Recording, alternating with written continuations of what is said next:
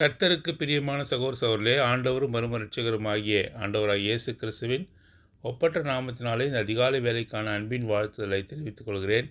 தியானிக்கும்படியாக தெரிந்து கொள்ளப்பட்ட வேத வசனங்கள் எசேக்கியேல் 22ஆம் அதிகாரம் 23வது வசனம் முதல் 31வது வசனம் வரை.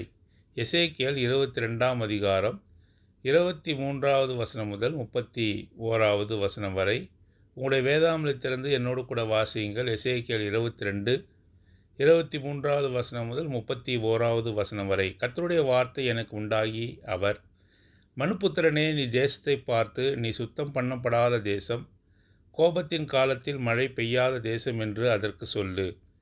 அதிலுள்ள தீர்க்கதரிசிகள் அதன் நடுவில் கட்டுப்பாடு பண்ணுகிறார்கள். கெர்ச்சிக்கிற சிங்கம் இரையை கவுகிறது போல ஆத்துமாக்களை அவர்கள் பட்சிக்கிறார்கள். திரவியத்தையும் விலையுயர்ந்த பொருட்களையும் வாங்கி கொள்கிறார்கள். அதன் நடுவில் அநேகரை விதவைகளாக்குகிறார்கள். அதன் ஆசாரியர்கள் என் வேதத்துக்கு அநியாயம் செய்து என் பரிசுத்த வஸ்துக்களை பரிசுத்த குலைச்சலாக்குகிறார்கள். பரிசுத்தம் உள்ளதற்கும் பரிசுத்தம் இல்லாததற்கும் வித்தியாசம் பண்ணாமலும், அசுத்தம் உள்ளதற்கும் அசுத்தம் இல்லாததற்கும் உண்டான வேற்றுமையை காண்பியாமலும் இருந்து என் ஓய்வு நாட்களுக்கு தங்கள் கண்களை மூடிக்கொள்கிறார்கள். அவர்கள் நடுவிலே நான் கனவீனம் பண்ணப்படுகிறேன். அதன் நடுவில் இருக்கிற அதன் பிரபுக்கள் இரையை கவ்வுகிற ஓநாய்களைப் போல இருக்கிறார்கள். அநியாயமாய் பொருள் சம்பாதிக்கிறதுக்கு இரத்தம் சிந்துகிறார்கள். ஆத்துமாக்களை கொள்ளையிடுகிறார்கள். அதன் தீர்க்கதரிசிகள் அபத்தமானதை தரிசித்து பொய் சாஸ்திரத்தை அவர்களுக்கு சொல்லி, கர்த்தர் உரைக்காதிருந்தும் கர்த்தராகிய ஆண்டவர் உரைத்தார் என்று சொல்லி அவர்களுக்கு சாரமற்ற சாந்தை பூசுகிறார்கள். தேசத்தின் ஜனங்கள் இடுக்கண் செய்து கொள்ளையடித்து சிறுமையும் எளிமையுமானவனை ஒடுக்கி அந்நியனை அநியாயமாய் துன்பப்படுத்துகிறார்கள். நான் தேசத்தை அழிக்காதபடிக்கு திறப்பிலே நிற்கவும் சுவரை அடைக்கவும் தக்கதாக ஒரு மனுஷனை தேடினேன், ஒருவனையும் காணேன். ஆகையால் நான் அவர்கள் மேல் என் கோபத்தை ஊற்றி என் மூர்க்கத்தின் அக்கினியால் அவர்களை நிர்மூலமாக்கி அவருடைய வழியின் பலனை அவர்கள் தலையின் மேல் சுமர பண்ணுவேன் என்று கர்த்தராகிய ஆண்டவர் உரைக்கிறார் என்றார். கர்த்தர் இந்த வசனங்களை ஆசீர்வதித்து இந்த அதிகாலை வேளையிலே நம்மோடு கூட பேசுவாராக. எசேக்கியேல் 22ஆம் அதிகாரத்திலே எருசலேமை குறித்து ஆண்டவர் பேசுகிறார். எருசலேம் தேவனுடைய நகரம். எருசலேம் இசை வனைப்பான நகரம். எருசலேம் தேவனுக்கு பிரியமான நகரம். ஆனாலும் கூட தேசத்தார் துரோகத்தை செய்கிறதை நாம் பார்க்கிறோம். கர்த்தருக்கு பிரியமில்லாத காரியங்களை அவர்கள் செய்கிறதை பார்க்கிறோம். ஆகவே எசேக்கியேல் தீர்க்கதரிசி மூலமாக எருசலேமுக்கு வரவிருக்கிற தீங்கனை குறித்து அவர் சொல்லுகிறார். ஏன் தீங்கு வரப்போகிறது என்று சொன்னால் 23ஆம் வசனம் முதல் 31ஆம் வசனம் வரை அதனுடைய துன்மார்க்கமான நிலைமையை அவர் எடுத்து காட்டுகிறார். அதில் உள்ள தீர்க்கதரிசிகள் அநியாயம் செய்கிறார்கள். நான் சொல்லாத காரியத்தை அவர்கள் நான் சொன்னதாக சொல்லுகிறார்கள். கர்த்தர் உரைக்கிறார், கர்த்தர் உரைக்கிறார் என்று பொய்யான காரியத்தை மக்கள் மத்தியிலே அவர்கள் சொல்லுகிறார்கள் என்று சொல்கிறார். அதன் ஆசாரியர் அநியாயம் செய்து அவர்கள் பரிசுத்தம் உள்ளதற்கும் பரிசுத்தம் இல்லாததற்கும் வேறுபாடு பண்ணாமல் அவர்கள் எல்லாவற்றையும் ஒன்றாக அவர்கள் செய்கிறார்கள் என்று சொல்லி அதை குறித்து எச்சரிக்கிறார்.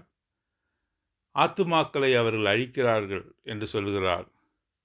சிறுமையும் எளிமையுமான ஜனங்களை ஒடுக்குகிறார்கள் என்று சொல்கிறார்.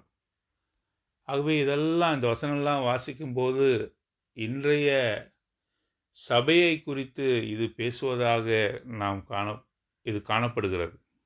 பாருங்கள், இன்றைய சபையிலே ஆத்துமாக்களை அவர்கள் வஞ்சிக்கிறதை பார்க்கிறோம். கர்த்தர் சொல்லுகிறார், கர்த்தர் சொல்லுகிறார் என்று சொல்லி கர்த்தர் சொல்லாத காரியத்தையும் கர்த்தருக்கு பிரியமில்லாத காரியத்தையும் ஜனங்களை கவர்ச்சிக்கிற காரியத்தையும் சொல்லி ஜனங்களை ஆத்துமாக்களை வழிகெடுக்க பண்ணுகிறதை நாம் பார்க்கிறோம்.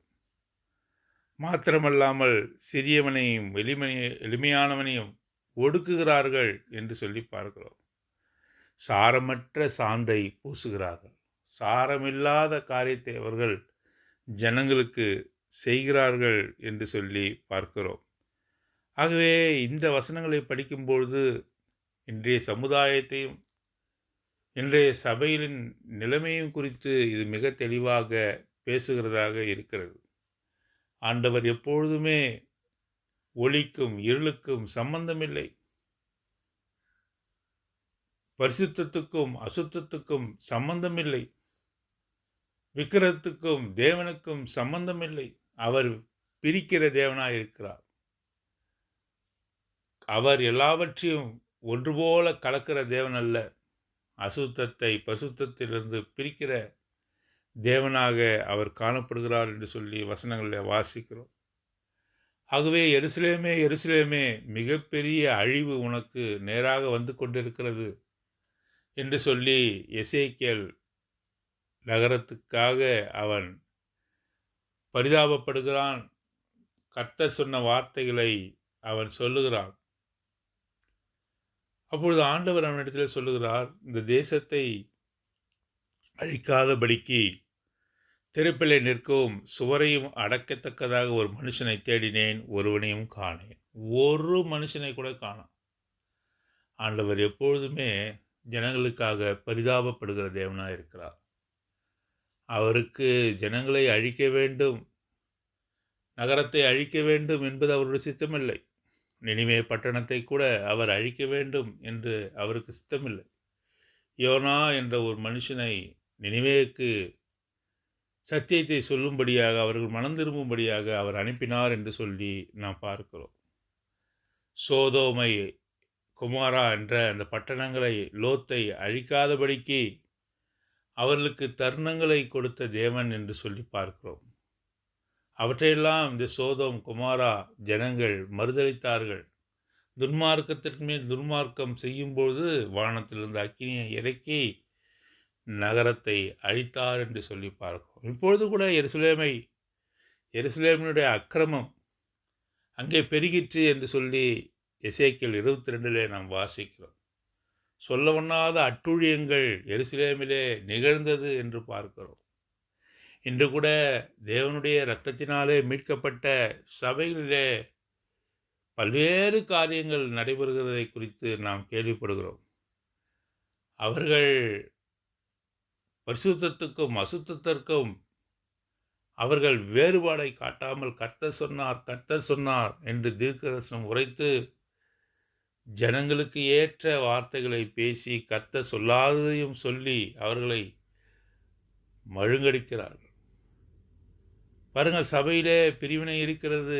அதை மேற்பூச்சாக பூசி, சாந்து பூசுவது போல பூசி, பிரிவினை இல்லாதது போல காட்டி, சீர்பிரிக்கப்படாமலும் ஆற்றப்படாமலும் இருக்கிற நொதிக்கிற புண்ணுகளை வைத்து கொண்டு நாங்கள் பரிசுத்தமாக இருக்கிறோம், நாங்கள் தேவனுடைய சித்தத்தை செய்கிறோம் என்று சொல்லுகிற சபைகள் உண்டு.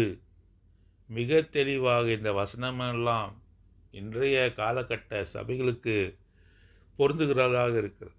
ஆகவே தேவனுடைய இரத்தத்தினாலே மீட்கப்பட்ட சர்வலோக சபை அங்கே பரிசுத்தத்துக்கு ஏதுவாக காப்பாற்றப்பட வேண்டும் என்று சொன்னால், அழிவுக்கு ஒப்பு கொடுக்காமப்படாமல் இருக்க வேண்டும் என்று சொன்னால், திறப்பின் வாசலிலே நிற்கிற ஒரு மனுஷனை தேவன் தேடுகிறார்.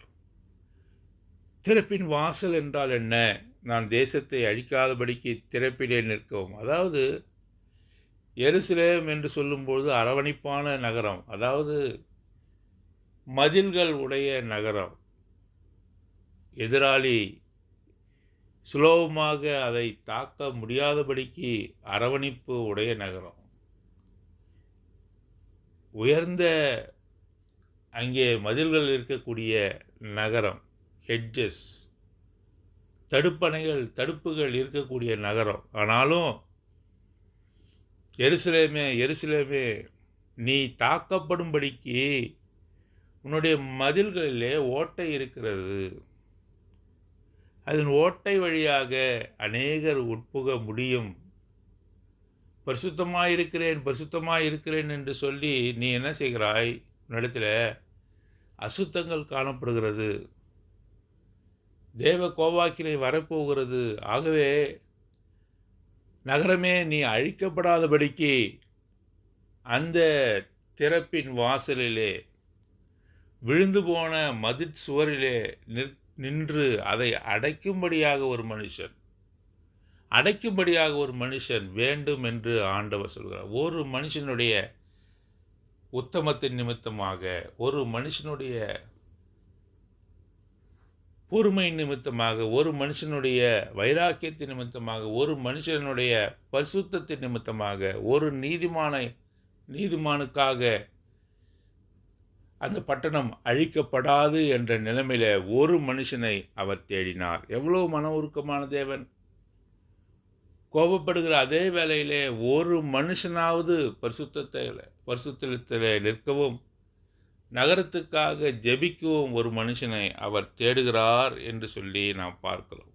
நான் தேசத்தை அழிக்காதபடிக்கு திறப்பிலே நிற்கவும் சுவரை அடைக்கத்தக்கதாக ஒரு மனுஷனை தேடினேன், ஒருவனையும் காணேன். ஒரு மனுஷனும் கண்டுபிடிக்க முடியலையே என்று அவர் அங்கலாய்ப்பதை நாம் பார்க்கிறோம். பாருங்கள், சங்கீதம் 106 சங்கீதம் 106 சங்கீதத்தில் மோசேயை குறித்து நாம் வாசிக்கிறோம். ஆகிய மோசே திறப்பின் வாசலிலே நின்ற ஒரு மனுஷன் என்று சொல்லி வாசிக்கிறோம். 106:23 சங்கீதம் 106:23 ஆகையால் அவர்களை நாசம் பண்ணுவேன் என்றார். அப்பொழுது அவரால் தெரிந்து கொள்ளப்பட்ட மோசே அவர்களை அவர் அழிக்காதபடிக்கு அவருடைய உக்கிரத்தை ஆற்று பொருட்டு அவருக்கு முன்பாக திறப்பின் வாசலிலே நின்றான். பாருங்க, இஸ்ரவேல் ஜனங்கள் அடாத காரியங்களை செய்தார்கள். இதை குறித்து யாத்ராகமத்தின் புத்தகம் 32 முதல் 14 வரை இந்த சம்பவத்தை வாசிக்கலாம். இஸ்ரவேல் ஜனங்கள் வனாந்தரத்திலே துரோகமார்க்கமாய் இருந்தார்கள், சோரம் போனார்கள். அவரை அழிக்க முடிவு செய்தார் மோசே. அவர்களுக்காக பரிதவித்து ஆண்டவரிடத்திலே என் பேரை கிறுக்கி போடும், இவர்களை காப்பாற்றும் என்று சொல்லி திறப்பின் வாசலிலே நின்றான் என்று சொல்லி வாசிக்கிறோம். அதைத்தான் சங்கீதம் 106:23 நாம் வாசிக்கிறோம். ஆகையால் அவர்களை நாசம் பண்ணுவேன் என்றார். அப்பொழுது அவரால் தெரிந்து கொள்ளப்பட்ட மோசே அவர் அழிக்காதபடிக்கு அவருடைய உக்கிரத்தை ஆற்றும் பொருட்டு அவருக்கு முன்பாக திறப்பின் வாசலிலே நின்றான் என்று சொல்லி நாம் வாசிக்கிறோம். ஆகவே தான் எசேக்கியேல் 22 எருசலேமை அழிக்கப்படாதபடிக்கு திறப்பின் வாசலில் நிற்கத்தக்கதாக ஒரு மனுஷனை அவர் தேடினார். அவர் தேடும்போது ஒரு மனுஷனும் அங்கே கண்டுபிடிக்க முடியவில்லை என்று சொல்லி வாசிக்கிறோம். ஆண்டவர் இந்த அதிகாலை வேளையிலே என்னோடும் கூட பேசுகிறார். ஆண்டவர் தேடும் பொழுது சபைகளை அழிக்காதபடிக்கு, துன்மார்க்கமாய் நடக்கிற பிள்ளைகளை மனம் திரும்பும்படியாக ஜெபிக்கும்படிக்கு ஒரு மனுஷனை தேடினால் அவர் கண்டுபிடிக்க முடியுமா என்பது ஆண்டவர் இன்று நம்மத்திலே வைக்கிற கேள்வி. அப்படிப்பட்ட ஒரு உத்தமமான மனுஷன், நகரத்துக்காக பரிதபிக்கக்கூடிய மனுஷன், சபைகளுக்காக பரிதபிக்கக்கூடிய மனுஷன் ஆக நீயும் நானும் காணப்பட முடியுமா? ஆண்டவர் அப்படிப்பட்டவர்களை தேடுகிறார். ஆண்டவர் பெரிய கிரியை செய்ய வேண்டும் என்று சொன்னால் அவருடைய கோபத்தை ஆற்றும் பொருட்டாக திறப்பின் வாசலிலே நிற்கக்கூடிய மனுஷியாக நீனும் நானும் கூட காணப்பட வேண்டும் என்று சொல்லி ஆண்டவர் விரும்புகிறார். அப்படி அவர் கண்டுபிடிக்க முடியவில்லை என்று சொன்னால் 31 வாசிக்கிறோம். ஆகையால் நான் அவர்கள் மேல், ஆகையால் என்று சொல்லும் பொழுது அவர் கண்டுபிடிக்கவில்லை. அப்படிப்பட்ட உத்தமத்திலே, அப்படிப்பட்ட விசுவாசத்திலே, அப்படிப்பட்ட பரிதவிக்கிற மனுஷனை அவர் கண்டுபிடிக்க முடியவில்லை. ஆகவே நான் அவர்கள் மேல் என் கோபத்தை ஊற்றி என் மூர்க்கத்தின் அக்கினியால் அவரை நிர்மூலமாக்கி அவருடைய வழியின் பலனை அவர்கள் தலைமேல் சுமரப் பண்ணுவேன் என்று கர்த்தராகிய ஆண்டவர் உரைக்கிறார் என்று சொல்லி வாசிக்கிறோம். ஆகவே அதிகாலை வேளையிலே அநேக சமயங்களில் வீடுகளிலே, இரவுகளிலே, சபையிலே ஏன் நாம் ஊக்கமாக ஜெபிக்கிறோம்? அழிந்து போகிற ஆத்துமாக்களுக்காக. தேவனுடைய உக்கிர கோபம் ஆற்ற பண்ணும்படியாக, அது திரும்ப பண்ணும்படியாக, ஜனங்கள் மீட்கப்படும்படியாக, ஜனங்கள் துன்மார்க்கத்தை விட்டு மனம் திரும்பும்படியாக, சபைகள் குணப்படத்தக்கதாக, சபைகளிலே பிரிவினை காணப்படாதபடிக்கு, மேற்பூச்சாக, சாரமற்ற உப்பாக, சாரமற்ற சாந்தாக, தேவனுடைய காரியத்தை செய்கிறோம், தேவனுக்கு மகிமை கொண்டு வருகிறோம் என்று சொல்லி தேவனுக்கு அவர்கள் பழிகளை, தேவனுக்கு அவர்கள் அவலட்சணங்களை கொண்டு வருவர்களாக அவர்கள் காணப்படுகிறார்கள். தேவனுக்கே மகிமை என்று சபைகளில் சொல்லுகிறார்கள். ஆனாலும் கூட தங்களுக்கே மகிமையை அவர்கள் கொண்டு வருகிறார்கள். சகோதரர்களை வெறுக்கிறார்கள்.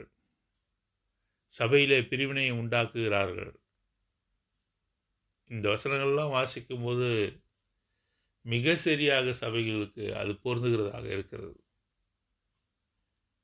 அவர்கள் பிசாசினாலே பாதிக்கப்பட்டு இருக்கிறார்கள். அவர்கள் விடுதலையாக்கும்படி, அவர்கள் தேவனுடைய கோபத்தினாலே அழிக்கப்படாதபடிக்கு திறப்பிலே நிற்கிற ஒரு மனுஷன், அவருடைய கோபத்தை தணிக்கும்படியாக பரிதவிக்கிற ஒரு மனுஷன், பரிந்து பேசி ஜெபிக்கிற ஒரு மனுஷனை அவர் தேடுகிறார். அப்பொழுது அவர் தேடும்பொழுது அவர் நம்மை கண்டடையத்தக்கதாக நாம் தகுதியுள்ளவர்களாக காணப்படுகிறோமா?